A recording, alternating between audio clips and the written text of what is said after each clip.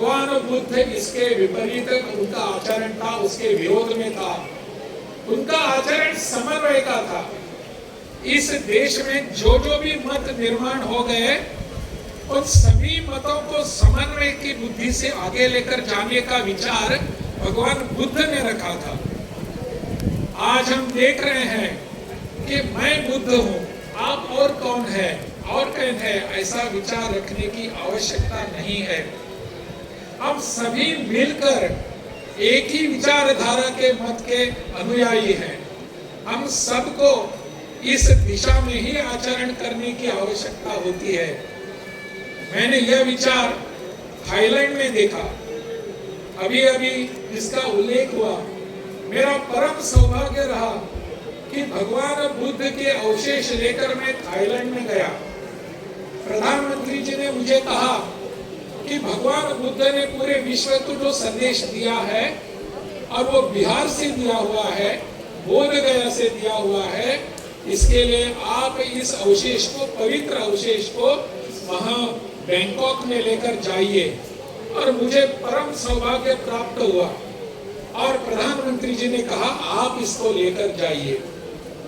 मैं प्रधानमंत्री का बहुत ही आभारी हूं कि यह सौभाग्य उन्होंने मुझे दे दिया। और मैं जब बैंकॉक में गया तो पूरा थाईलैंड वहां इकट्ठा हुआ था, पूरा का पूरा थाईलैंड, सरकार हो, गैर सरकार हो, शासन हो, प्रशासन हो, वहां की सेना हो, सब वहां बुद्ध के अवशेष के स्वागत के लिए वहां स्वर्ण भूमि अपने हवाई अड्डे पर इकट्ठे हुए थे। कितना बड़ा अच्छा वातावरण था। वहां मैंने जाकर देखा, वहां के प्रधानमंत्री जी से मिला। प्रधानमंत्री स्वयं वहां स्वागत करने के लिए आए थे। थाईलैंड के उप प्रधानमंत्री आए थे, वहां के पूरा कैबिनेट वहां उपस्थित था।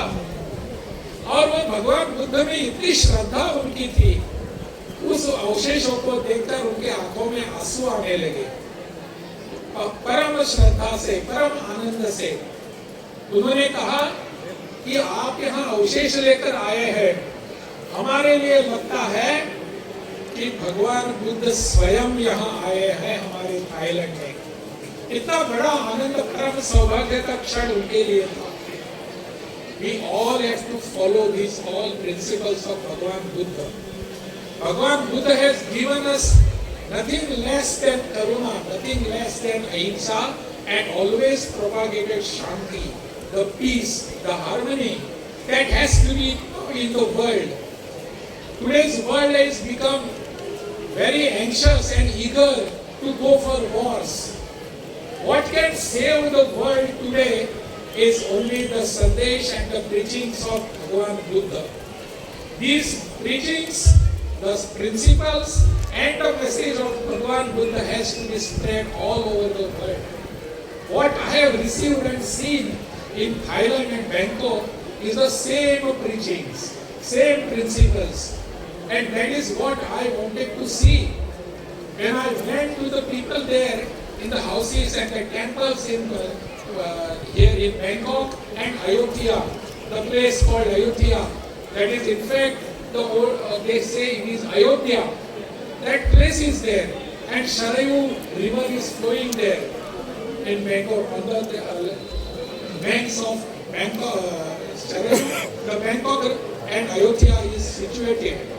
All those people, they wanted to have message from India, because they know India has always preached peace and not war.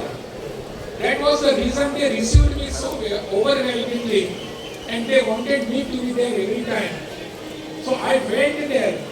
जब उन्होंने ये सब दिखाया मुझे, तो मुझे लगा कि हमारी यहाँ की संस्कृति और थाईलैंड की संस्कृति, या जहाँ जहाँ भी बुद्ध गए हैं, बुद्ध का विचार गया है, वहाँ की संस्कृति में कोई फर्क नहीं है, कोई अंतर नहीं है, अपनी ही संस्कृति है।